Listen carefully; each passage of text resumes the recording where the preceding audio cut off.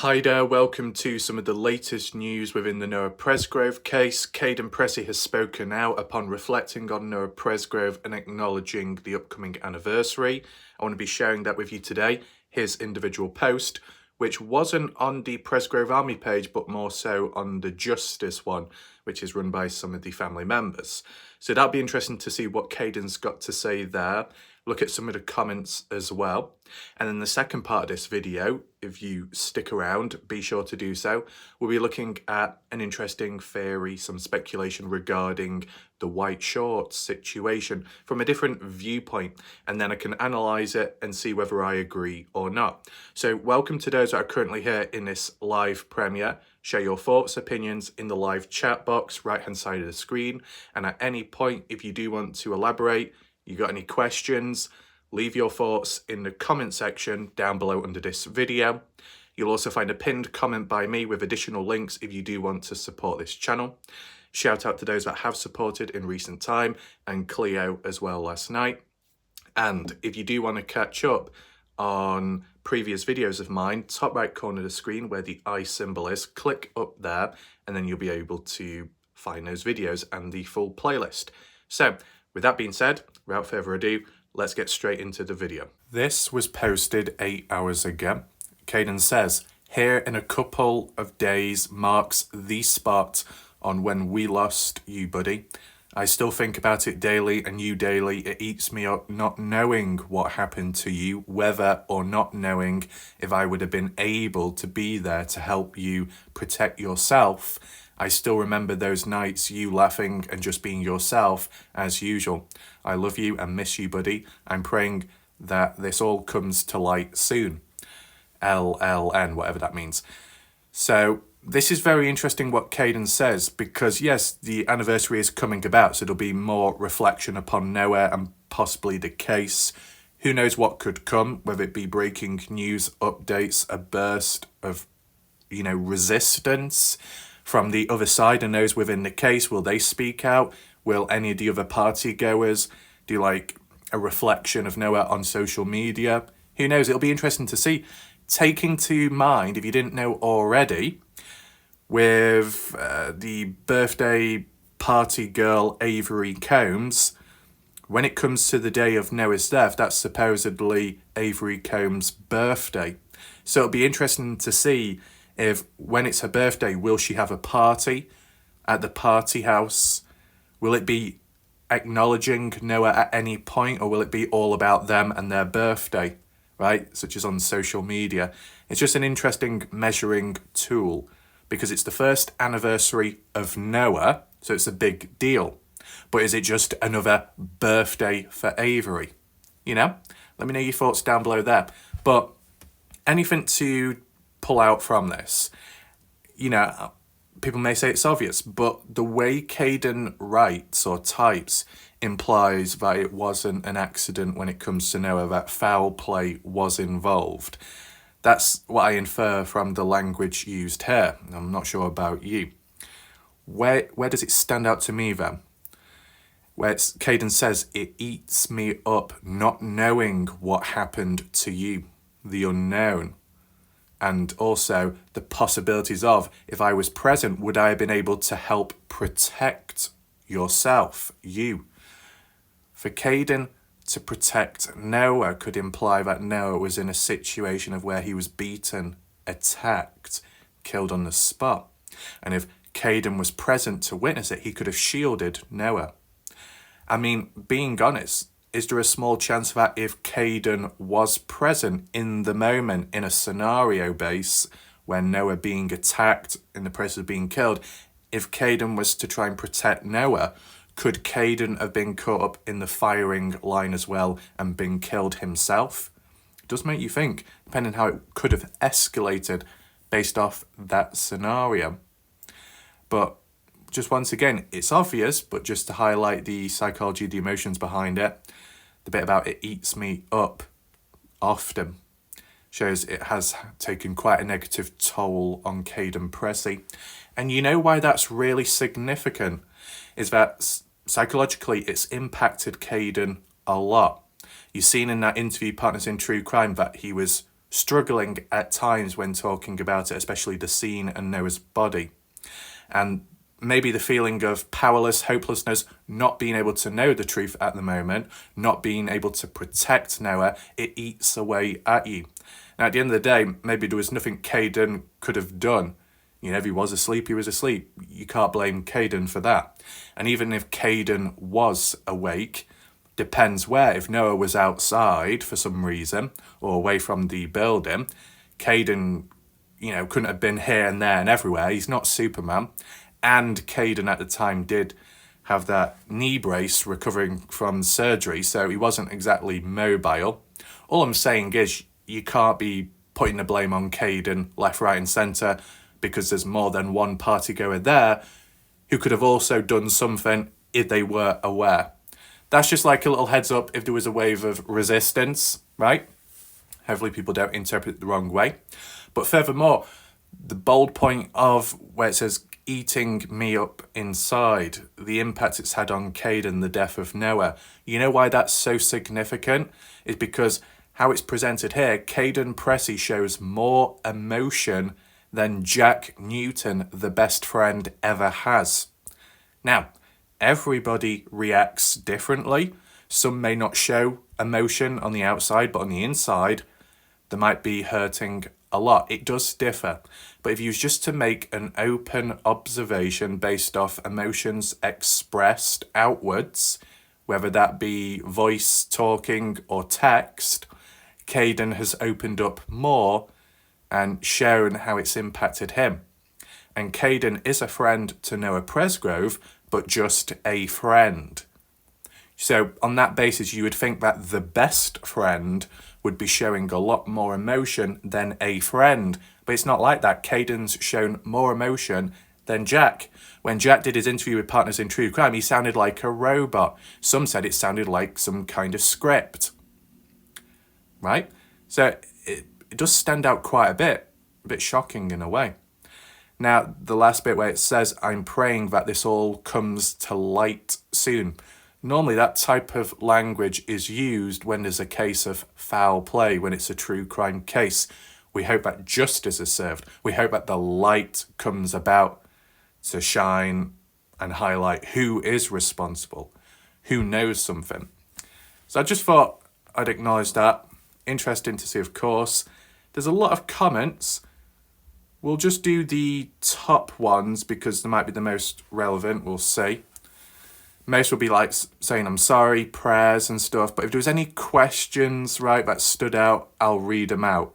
If you do want to pause the video and read the comments yourself, you can do. Heart goes out. Yep. Justice for Noah. May the truth come out. Justice served. Yep. Is that it? Doesn't seem like that many, but sometimes there will be the option for the newest. Just do that briefly, just so I've not missed too much. Doing the right thing is the key here. I'm glad you have peace now and years to come. I'm glad to see that he did have true friends. Yeah, it's interesting, isn't it, how some of the true friends are just a friend and not a best friend. But the best friend can be somewhat unreliable, but a friend can be more than a best friend. Interesting in the dynamics. Christy, what did Kaden Pressy say or do? I think I'm late to the game and somewhat caught up, but not sure who this is. Can someone please explain? So Christy either doesn't know who Kaden Pressy is or thinks that this Kaden Pressy account isn't the real Kaden. It is the real Kaden Pressy. Kaden Pressy was a party goer and a friend to Noah Presgrove. Kaden was there Saturday, same day as Noah. Hung out at the party, did some of the activities in between, but not too significant. We don't need to go over that right now because it's just a summary. Then came Sunday night when Kaden at 10:30 p.m. had to sober up, as he claimed, because the cousin of his came on down. So he had to be on guard and watch over her for protection reasons. Then fast forward to Monday morning at 2 in the morning, Kaden Pressy going to sleep. But just before doing that, he noticed Jack was awake. And Jack claimed to be asleep at that time. So that was a lie, based off what Kaden witnessed. Then 42 minutes later at 2:42, Kaden woke up because of his mom, Alicia Lee, just confirming about the cousin and being successfully picked up and then brought back home properly. That situation you'd be aware of. Well, some of you will be. Then, close to 3 in the morning, Kaden going back to sleep. But just before going back to sleep, he saw the likes of Noah still, Jack and Jasmine around a beer pong table, awake still.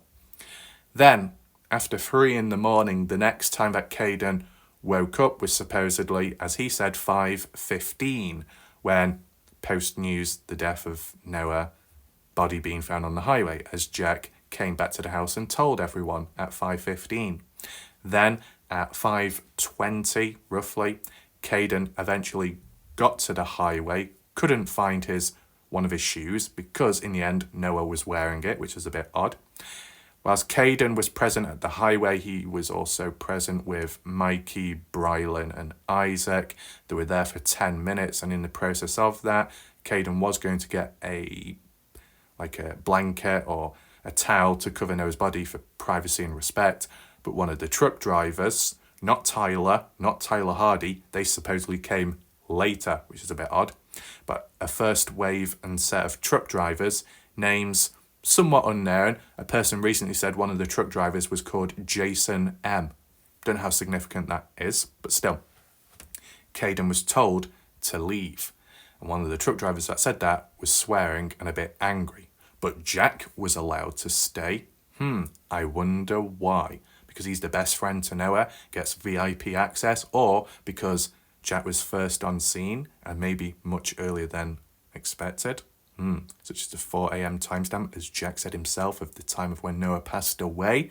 Very dodgy. But nevertheless, Kaden Pressy followed orders, respects elders, as he said in the interview, went back to the party house with the guys, and then as time passed by, at 6:30 a.m, Renee Milan, the mother to Jasmine and Stephanie Milan, arrived at the party house to help out, but more so to make people alert that we need to get out of here before the police come.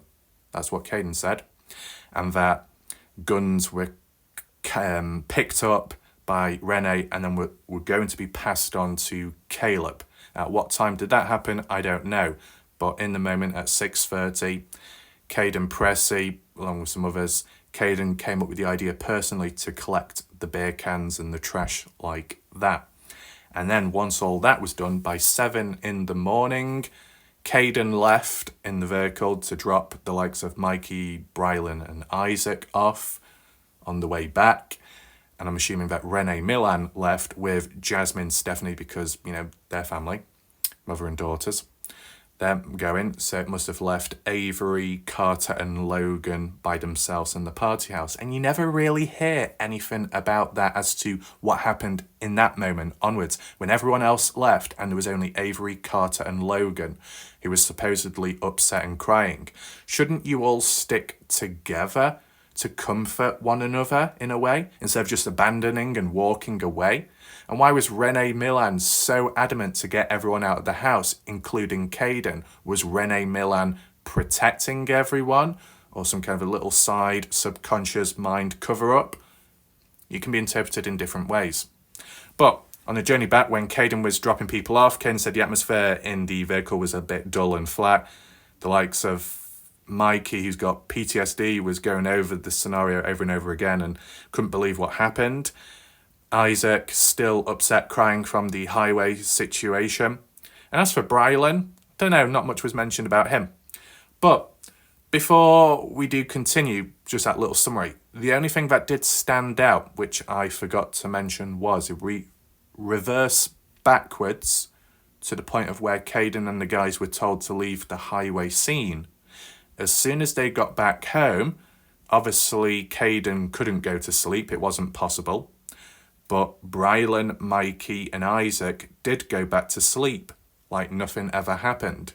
And for someone like Isaac to be so upset in the moment, how could you go to sleep being that upset unless they just rested and didn't truly go off to sleep?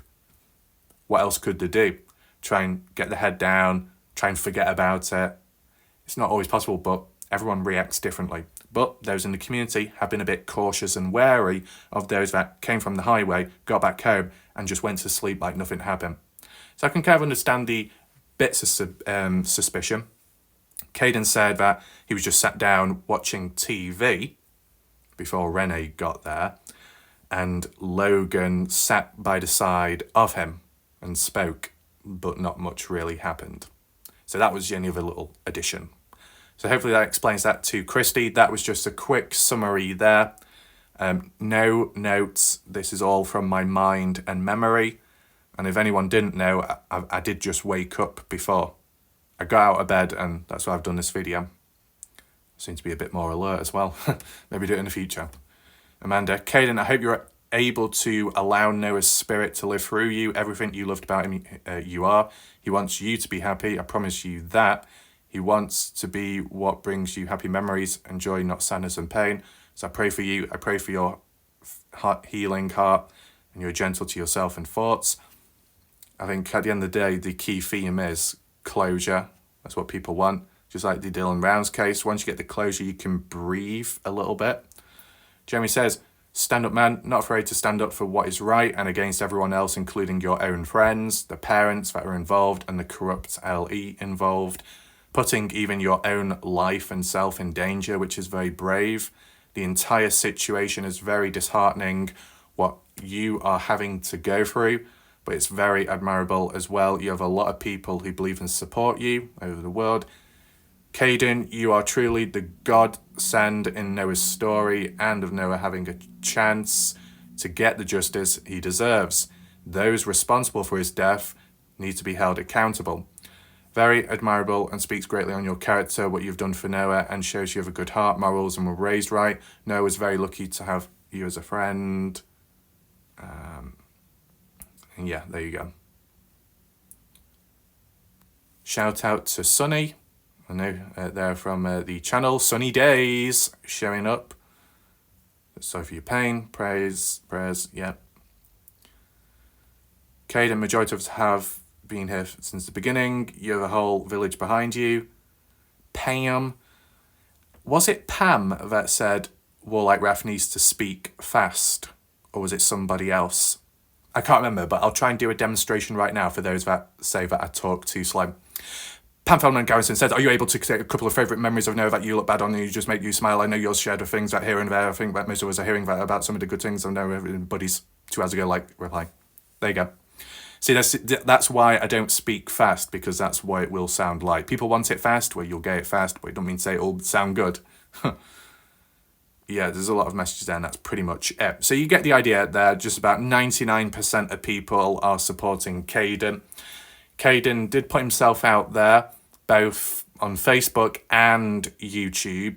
And the more you put yourself out there, the more likely you are to be attacked, questioned, critiqued, etc. Kind of like what I do on a daily basis. But with Kaden Pressy being in a more serious situation, like to an extent a witness within a case, a person of interest, because being present at the party, being in the presence of Noah, etc., and the other party goers, if Kaden does speak out and tells a certain side of events, what he knows, what he saw, but it differs from the majority or a couple of others, it can make Kaden stand out for the wrong reasons. And what I mean by that is it can make Kaden number one enemy, a target on his head by the likes of the other party goers or parents of parents that don't see eye to eye with what Kaden's saying.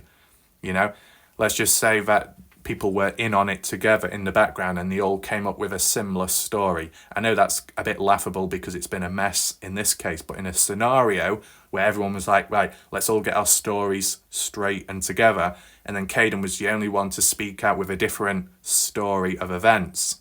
And when I say story, I'm not saying it's a lie. Some idiot from the Dylan Rounds case thought that's what I meant. No, you need to understand language and wording. Story, retelling what happened, right? So if Kaden speaks out, gives a different story to the majority, it's like he's the odd one out. And then all the others will be like, why did you do that? You should be sticking with the story like with us. And then have a go at Kaden. And in some way or another, even though the stories weren't that consistent, Kaden has still been attacked and, as some said, been gaslighted as well by some of the parents. Is it exactly necessary? No. Could it have been dealt with and treated better? Absolutely. Because those that may have attacked Kaden in a way, verbally more so online, if the correct language and wording was used in the first place, reasoning ability, and being able to maybe do it privately as well instead of publicly, as we've seen, and even on the Sofa Sleuth group too, from some screenshots elsewhere, if people claim to be truly innocent and have no part, then they should have been dealing with Kaden Pressy in a more responsible, appropriate way. We didn't see that. We saw a darker side to people, so it made them look more dodgy. And if they don't like that, well, they shouldn't make themselves look dodgy in the first place. It's as simple as that.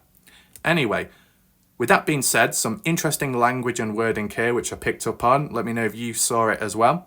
Now, let's transition on over to the next part of this video, which is the white shorts situation, a theory, an idea that's come about. So this was posted 9 hours ago by Photograph, credit to them. Speculation theories, this is the category it's under, white shorts, which is to do with Jack Newton and his story.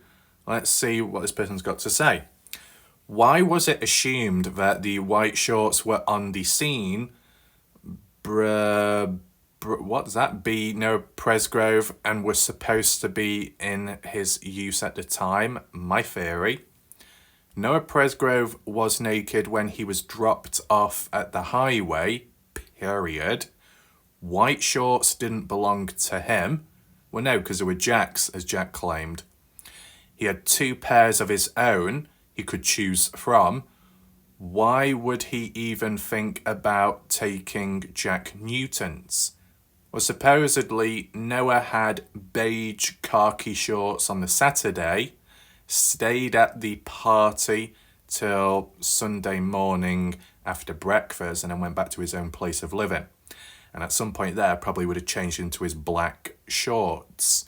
Now, when he got back to the party, getting on Sunday evening, did Noah take extra shorts with him? Did he already have extra shorts there? Who knows? Because Jack said Noah ran out of a spare pair, so he borrowed Jack's white ones. So I know this is this person's theory, but I'm just pointing out what I know and what has been said, that's all, right? I mean, this person believes that Noah was dumped at the highway already naked, yet it was Kaden Pressy that when he got there at 5:20 onwards AM, September 4th, 2023, Kaden did see Noah Presgrove wearing black shorts, or at least clothed down below. And you'd hope to believe in that because that's what Kaden saw himself as a witness. Anyway, this person says, especially if according to Jack Newton he was sleeping, so my theory, the white shorts, Jack Newton's shorts, were dropped by Jack Newton at the scene by accident, and Jack Newton was on the scene earlier when he dropped them.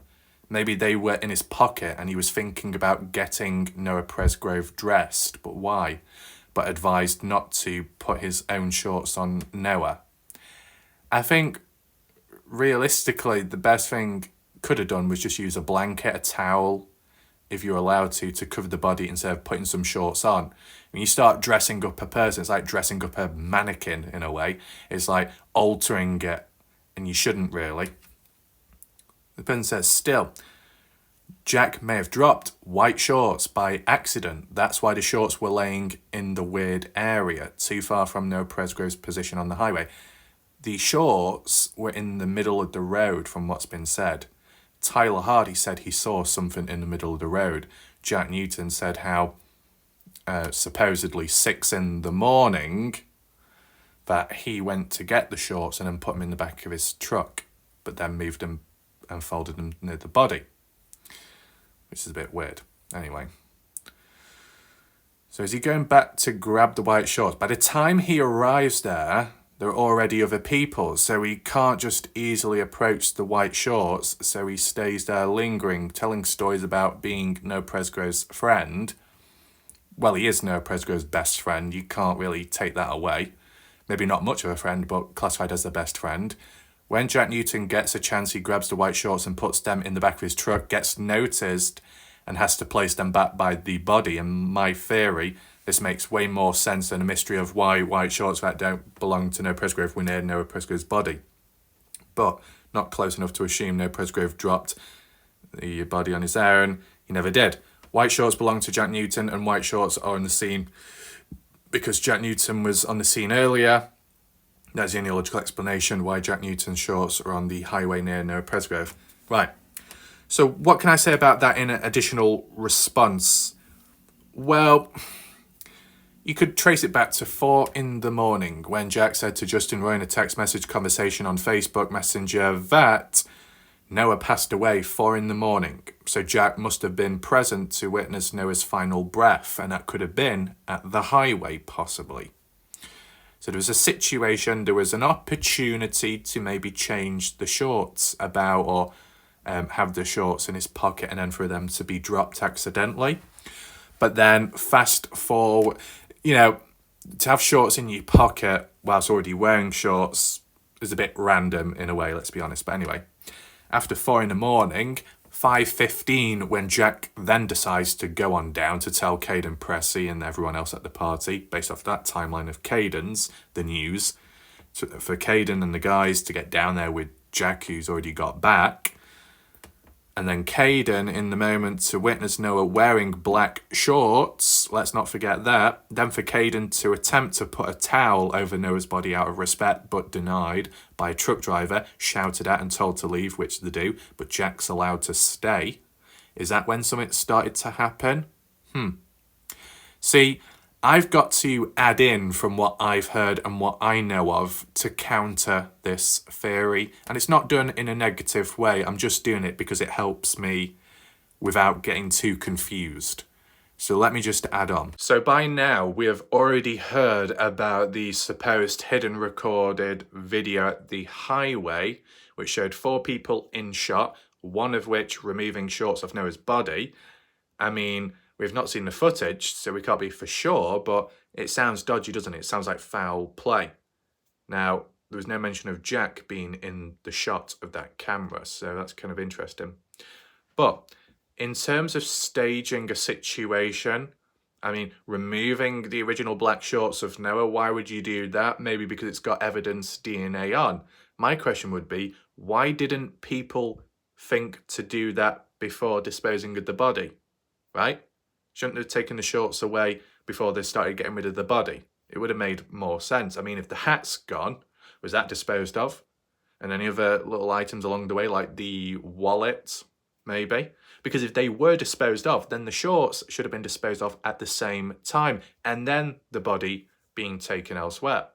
Now, in the eyes of Jack Newton, for him to say, oh yeah, Noah borrowed my shorts, would sound more reasonable, as in why a pair of white shorts eventually ended up at the highway later on, 6 a.m. onwards, when it was noticed by people and the autopsy report mentioned it as well, etc. But then it kind of throws Jack under the bus when the likes of Kaden comes on in and says, no, there were black shorts, Noah's shorts, earlier on. And then later, some tampering, foul play, which then led to black shorts disappearing, white shorts appearing, like a magic trick. And they're appearing, and they just happen to be Jack's. So then that throws Jack under the bus and makes him look suspicious. Now, whose idea was it to use a pair of white shorts, which were Jack's, on Noah's body? Unless the attempt was, in hopes that no one in between sees the black shorts, will replace them for the white shorts, and then Kaden, and then Jack can tell his story that, oh yeah, the reason why my shorts ended up here on Noah's body is because he was borrowing them. So when it does trace back to Jack and he needs to be questioned, Jack can say, well, he borrowed them at the party, he changed clothes, he ran out of shorts. So, borrowing clothes from a friend is a normal thing at times, right? Mismatched shoes, a little bit more questionable. And it is weird how Jack said about Noah was only wearing one shoe, and in the other one, no mention of it. Yet the autopsy report stated that Noah was wearing mismatched shoes, they were found on his body, and they were looked at and assessed and had grass and debris within the shoelaces. Could have been dragged, made contact with the grass, the ground, such as the party house property. But why did Jack neglect that when it's been officially stated? That's making it very odd and suspicious there. So, you got Kaden Pressy seeing one thing, then you got Tyler Hardy, the later truck driver, seeing another situation, and Jack telling his story. There's a divide, there is a split, but in the middle of it, there must be a middleman, a factor, reinforced by the possibility of that hidden recorded footage, which shows a form of foul play. Because it was Jimmy Williams, undersheriff, that said when he got there at 6:18 a.m. or so, before the sheriff, noticed that the body was on its side, neck twisted, but the legs were not spread. They were like that, closed. Kaden said earlier on that the legs and arms were sprawled out. How does it go from being sprawled out to them being closed, the body being adjusted? Well, that's tampering with evidence, harming the naturalness of, the final moments of Noah and how he ended up in the position. Depending on the position of the body, you could work something out. You start adjusting it like a mannequin or an art piece, it ruins it all. Just like with the shorts in the middle of the road, it ruins it by picking it up and moving it. Jack shouldn't have touched it. But supposedly, from what Jack said, there was police presence there and they allowed it, which is even more dodgy in a way, isn't it? So, me personally, I don't agree with the theory idea what the person on Reddit presented. I couldn't quite follow it in terms of the sentence structuring, but it doesn't matter. But the one key thing, what Photograph did mention, which could be a possibility, is that Jack's attempting to move the shorts, puts them in the back truck, and then is told, you can't be putting them there. Return them back to where they came from, or just put them by the side of the road, right? But if it was really a problem, well, that police guy should have told Jack off and said, don't be touching anything. How dare you? And Jack should have got in trouble for tampering with evidence, harming a crime scene or just a scene of a situation at the time. So, because there was a level of leniency in the moment based off of it's all true and the timing of it, does make you think. And for the shorts to be folded nearby, I guess because, you can't be putting them back onto the body, because then it would be further tampering and harming the situation. And if authority are present and they've got some kind of standards, they probably wouldn't allow shorts to be put back on. Damage done, leave them as they are, right? But, on the basis that the black shorts were removed and white shorts were replaced, my question to you, any viewers that do know, the white shorts that were found at the scene, were they 100% confirmed to be Jack's? Because if so, I know I might have given a theory earlier on, but just put that aside. If there were Jack's and the basis was, let's remove the black shorts, foul play, tampering with evidence, take away key evidence, get rid of it, wash it, so it's okay. But let's replace it with other clothing. Let's use Jack shorts instead. Was that an attempt to throw Jack under the bus? To pin it on him by someone or some people? Do you think that? Surely, if you were party goers and maybe you're all in on it together, or a small tight-knit group and Jack's somehow involved, let's just say in that scenario, you wouldn't be then pinning the blame on one of your other guys, one of your other friends. You'd be trying to find other means and methods to get hold of clothing, someone else's, a complete stranger, and then just put him by the side or put him on the body. But to use Jack's of all people, was that an attempt to try and put the blame on him? Throw someone under the bus, double cross a person. Does anyone think like that? Right? I mean, the other thing that could have been done, and it still would have been a bit suspicious if they had time, would have been take the black shorts, clean them, and then put them back on the body. So then, original clothing, nothing strange there, no dodgy DNA either. But it would possibly highlight that they've been cleaned. But they could have used the excuse of, well, Noah did have a wash anyway, so he could have been wearing his clothes at the same time. You could have just, little excuses along the way to try and fill in the blanks. Now, to be honest, I might be doing a better job at trying to fill in the blanks and helping the dodgy people out, which probably isn't a good idea. But I'm just giving scenarios based off what could have happened, the ideal outcome for the dodgy people. Not that it should have been that way, but, who gets rid of a body and then later thinks, oh, we need to go back and take the shorts off because it could have DNA on, surely you'd be thinking about that immediately. But if you're not an expert and it's more so an accident gone too far or heat of the moment, a bit of a snap, and then you may regret it afterwards, who knows? I know some people could say, well, they wouldn't have regretted it because if they did, they would have spoken up by now because of the guilt getting to them. But let's just say in a scenario that they snapped, heat of the moment, and then they realise what they've done and they're kind of shocked, they might not think clearly. There might not be a mastermind of, right, we need to dispose of this and that perfectly, get rid of that there, and we'll move the body exactly there. Maybe Stevie Howard and those lot were involved. As they said, if the parents were involved, they would have done a better job at disposing of the body. Is that Sam? Well, if they're such experts, I'm surprised that didn't pass on down to the children then. So then they follow in the same footsteps. Sounds bad, that, but, you know, with experience and teach the others with time, yeah, very problematic. So where do I stand with the situation at the highway and the shorts? Basically, Kaden saw one thing, which is true to himself. Tyler Hardy saw a different thing, at a later point true to himself. And some dodgy stuff happened in between that, a form of possible foul play, tampering with evidence. And it reinforces it more so because of the body moving in position with the legs, right? Closed legs to take shorts off, spread legs, well, as he was originally found earlier on. You get the idea. I did it in the reverse way when talking there, which is a bit weird, but it just came to my mind in that sense. But yeah, that's what I think. The white shorts, though, being found in the middle of the road, is that because they were chucked in the middle of the road? Was it in the process of when taking the black shorts away and then like, right, get the white shorts, we'll put them on, and then a truck was coming by, so they had to rush, they had to speed things up and thought, right, just chuck the shorts over there, quick. Get up, pack up, drive off quick, right? That's why I want to know. Tyler Hardy and Tyler, when they got there at 5:43 onwards, there was no one else there. No one already parked up, just those two, once they, you know, both met up. Not intentionally then.